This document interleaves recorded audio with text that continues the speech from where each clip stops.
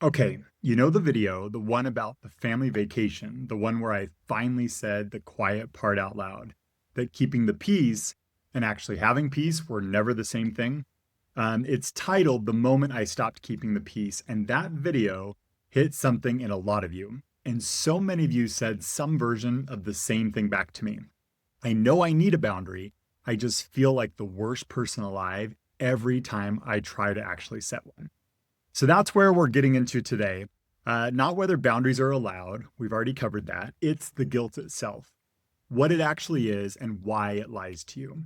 And by the end of this, you're going to be able to tell the difference between guilt that's actually telling you something true and guilt that's just an old alarm system that's going off because you broke a family rule, not a moral one. Okay, so first thing, there are two totally different things wearing the same name. Real guilt is your conscience telling you that you actually did something wrong. That information and that guilt is useful. That's supposed to be there. False guilt, on the other hand, is different. False guilt shows up when you break a family rule, not a moral one.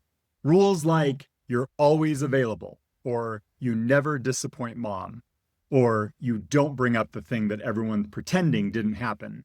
You break one of those and it feels exactly like real guilt. Same physical sensation, same pit in your stomach, but it's not telling you that you did something wrong. It's telling you that you did something unfamiliar. Now, if nobody's ever drawn that line for you before, that's kind of the whole point of this Cleave Answers series. Every week, one hard question, one real framework. So go ahead and hit subscribe now because we're not done. Now, here's the part that took me a long time to actually see. In a lot of families, and I'd guess possibly yours too, or you wouldn't be here, peace was never actually peace. Peace was the absence of visible conflict. Nobody yelling, nobody bringing up the hard thing, everybody smiling in the photo, and you got praised for that. Not for being honest, for being compliant. So your nervous system learned really early that a boundary equals danger. Not danger to your safety, danger to your belonging. And that's why it feels like betrayal. And yet, it's not betraying them, it's betraying the role that you got assigned. And this is the one I really want you to hear. A boundary does not betray people. It reveals which relationships were conditional on you staying compliant. If somebody responds to a boundary like you just committed treason, well, that's not proof that you did something wrong. That's just proof how much the relationship depended on you never having one.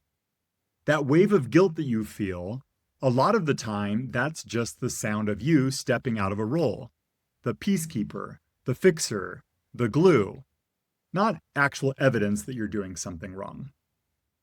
Now, last thing, because people mix these up constantly. A boundary is a sentence about you. It says what you will do. It is not a demand about what someone else has to do. I'm not going to discuss this over text anymore, for example, is a boundary. Or, you need to stop being like this or I'm done. That's an ultimatum. And that's a different tool entirely. A real boundary protects. It doesn't attack. And it doesn't need the other person's agreement to be valid. That's actually one of the ways that you know that it's a real one. So what do you actually say to yourself in the moment that that guilt shows up? I feel guilty right now. I'm doing it anyway because in my family, guilt was never a reliable narrator. Say that to yourself, out loud if you have to. And if somebody accuses you of betrayal directly, well, here's a line. Needing distance isn't betrayal. It's honesty. I'm not choosing against you. I'm choosing for my own peace. Now, you don't have to say it perfectly. You just have to say it instead of backing down. This guilt and why it shows up and how to sit with it without obeying it, we go a lot deeper on it in chapter 15 of our book, Christ-like Boundaries, the guilt that follows boundaries. And I'm going to put the link below so that you can get the full version. We also are giving away a free chapter of the book. Now, going back to that vacation, the one from the video entitled Why Healthy Boundaries Feel Like Betrayal. I don't know, standing there, was the guilt that I felt walking away was going to fade. I thought it meant I was wrong, and it didn't.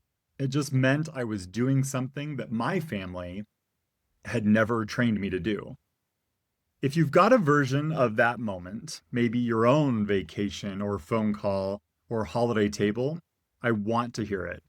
Put down below in the comments when you've had that aha moment. And if this gave you language for the guilt that you've been carrying without knowing what to call it, please subscribe. We do this every week. Hope you have a great day.